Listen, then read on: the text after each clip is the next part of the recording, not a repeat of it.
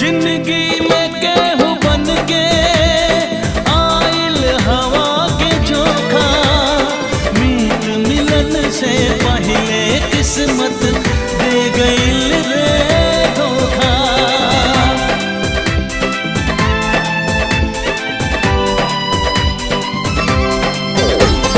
जिंदगी में केहू बन के आइल हवा के चोखा, मीत मिलन से पहले किस्मत दे गइल रे धोखा, दे गइल रे धोखा।